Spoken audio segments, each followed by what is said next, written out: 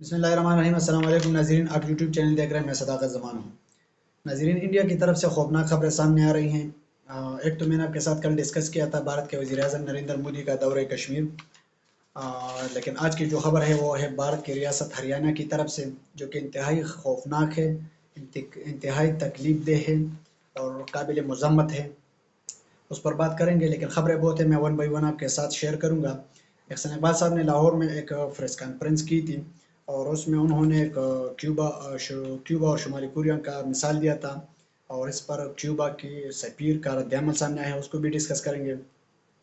Election commission के बारे में खौफनाक और बहुत इम्पोर्टेंट खबरें सामने आई हैं, उसको भी डिस्कस करेंगे। अमेरिका ने रूस के खिलाफ यूक्रेन को $700 मिलियन का जो इमदाद दिया है और उसका वादा किया है, उस पर रूस का रद्द-ए-अमल सामने आया है, उसको भी डिस्कस करेंगे। लेकिन जो आज के दिन जो हाईलाइट है वो है जो पाकिस्तान के 3 दफ़ा जो वज़ीर आज़म रह चुके हैं मियां नवाज़ शरीफ साहब, आज उनको पासपोर्ट जारी कर दिया गया है। ये वही नवाज़ शरीफ साहब हैं जिसकी ज़मानत इम्पोर्टेड वज़ीर आज़म मियां शहबाज शरीफ साहब ने दी थी।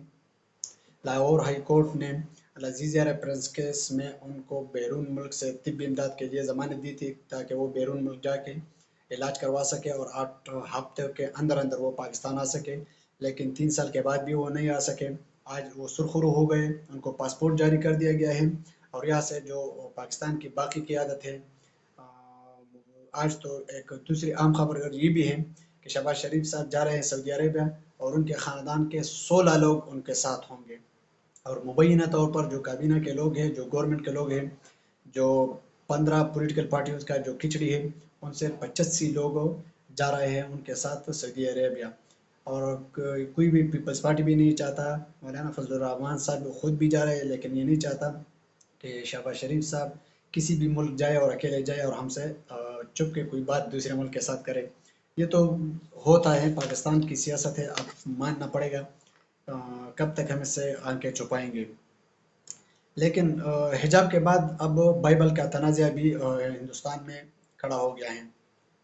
अब सिर्फ मुसलमान नहीं है, जो इंडिया की हुकूमत है, जो फाशिस्ट रजीम है, जो हिंदुत्व है, जो हम आम अल्फाज में उनको मुद्दित्व भी कहते हैं, जो मुद्दित्व रजीम है, उन्होंने सारे अक़लियत जितनी भी माइनॉरिटीज़ है उनके लिए भारत के जो देश है, जो सेकुलर स्टेट था, जो दुनिया का सबसे बड़ा डेमोक्रेसी था, वो अब सारे अक़लियतों के लिए मुश्किल हो गया है वहाँ पे रहना। क्योंकि वहाँ पे जो कर्नाटक का स्टेट है, वहाँ पे एक प्राइवेट स्कूल था और उन्होंने कहा था कि बच्चों को बाइबल साथ लाना लाजमी है और उनको पढ़ाना भी लाजमी है।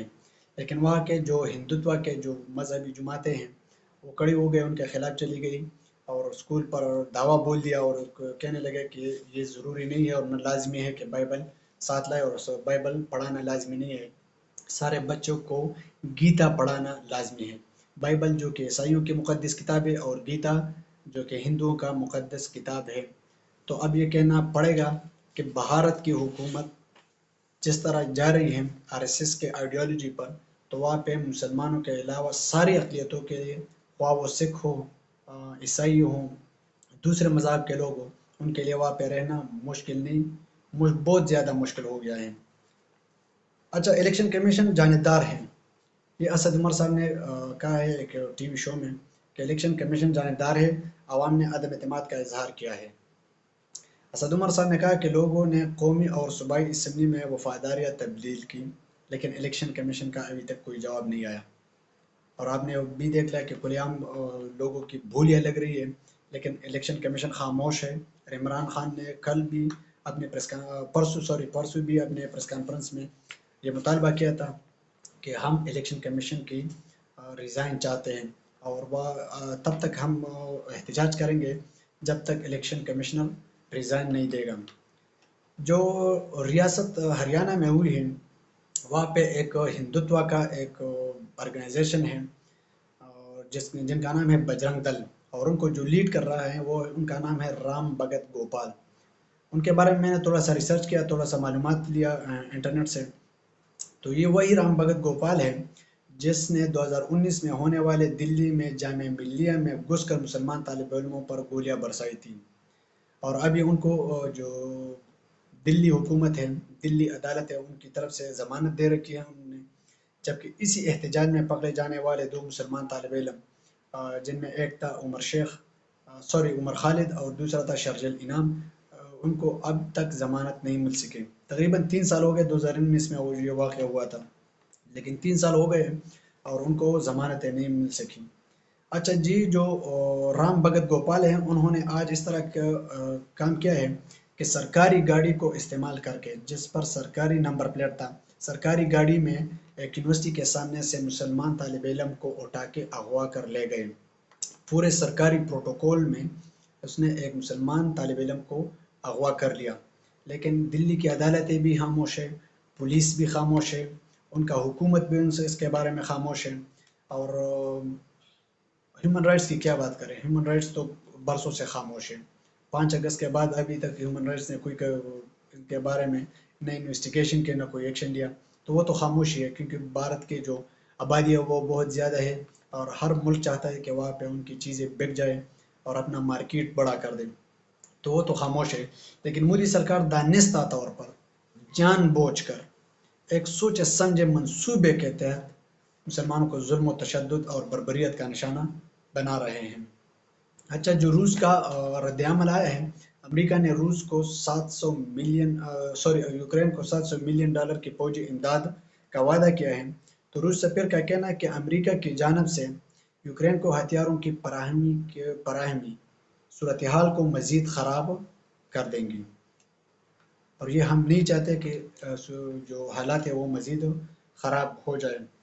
और जो कोरिया में एक सिंगर था जिनका नाम था किम जयहान, वो लाहौर पहुंच चुके हैं। ये वही किम जयहान है जिन्होंने 2019 में इस्लाम कबूल किया था। हमारे लिए बहुत खुशी की बात है, सारे मुसलमानों के लिए खुशी की बात है, और वो आज लाहौर पहुंच चुके हैं। उन्होंने पहले भी पाकिस्तान के जितने भी व्लॉगर्स हैं, यूट्यूबर्स हैं, या इंस्टाग्राम पे स्टोरीज भी वो शेयर करते थे लोगों की, और उन्होंने अपनी स्टोरीज में भी ये लिखा था कि मैं सऊदी अरब जाऊंगा और जिद्दे से फिर मैं लाहौर की फ़्लाइट लूँगा। तो वो डायरेक्ट उन्होंने अपनी जो वादा किया था वो पूरा किया और वो जिद्दा से लाहौर पहुंच चुके हैं। और उनका नाम अब पहला जो उनका नाम था वो किंग जयहान था, लेकिन जब मुसलमान होने के बाद उनका नाम पड़ा है वो है दाऊद किम। खूबसूरत नाम है उनका।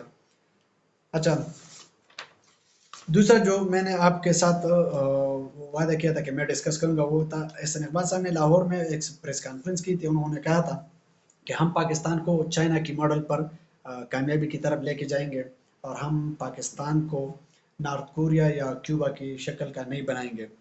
तो क्यूबा के जो सफ़ीर है पाकिस्तान में, जेनर कारो, उन्होंने उस पर रद्द-ए-अमल दिया। उन्होंने कहा कि पाकिस्तान का एक वफाकी वज़ीर की तरफ से इस तरह का बयान देना काबिल मज़म्मत है और ये मुझे नहीं लगता कि ये हकीकी लोगों की नुमाइंदगी कर रहा है।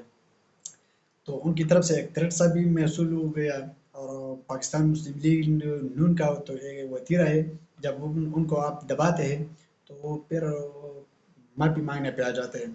तो जो एहसन इकबाल साहब हैं, उन्होंने फिर दोबारा ट्वीट किया और उन्होंने कहा कि हम क्यूबा के लोगों का तहे दिल से एहतराम करते हैं और हम इनका बहुत ज़्यादा मशकूर हैं और इनसे गहरे ताल्लुकात हम नहीं भूल सकते। और हम ये भी नहीं भूल सकते कि क्यूबा की हुकूमत ने किस तरह 2005 के ज़लज़ले के दौरान बहादुराना किरदार अदा किया।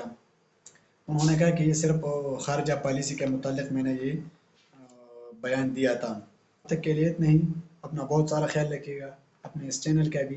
अल्लाह हाफ़िज़।